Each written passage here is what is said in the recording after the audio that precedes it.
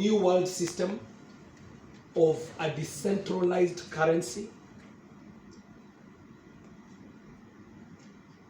The other question is, from the description we're getting from your presentation, would you term your orb as a communication device, being that this is a device that is able to capture data and transmit that data? And if you classify it as a communication device, is it known to you that in Kenya, any telecommunication device has to get a type approval from the Communications Authority? Did you seek any type approval? And did you get any type approval from the Communications Authority? Next question.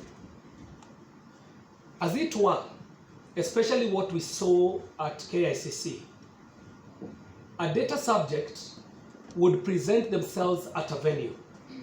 At this venue, they would offer themselves for their iris to be scanned.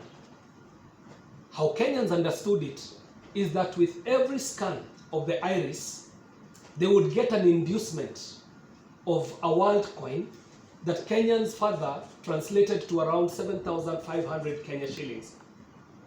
Hence, making it a transaction that would be closed using a WORLDCOIN.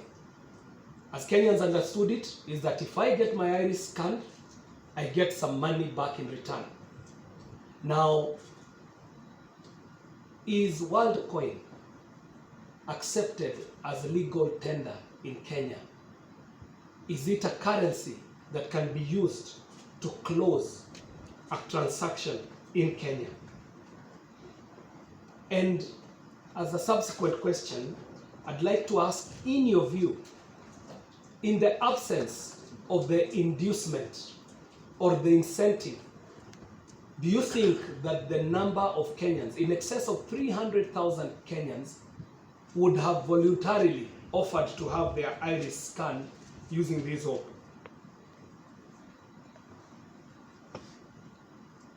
From where you sit, do you know that the Central Bank of Kenya has issued several warnings, several alarms, and several notices to Kenyans and the public against the trading in crypto? I'd also like to know the way you present this from the field studies and all the way to when WORLDCOIN went live. And let me be more on just before you went live. You present this as if you came into this country like a research project. Now, being a research project, what would you put in your defense against a claim that hundreds of thousands of Kenyans have been used as guinea pigs in a global WORLDCOIN experiment? And if there was a research going on, I'd like to know if you understand the nature of the laws, the regulations, the legislation around undertaking a research within the borders of this country, including an individual. If you're a candidate for a master's program or a PhD program, there are certain protocols that you ought to meet to undertake any research in Kenya. Are you aware of these laws, the regulations, the protocols around research, and was such observed?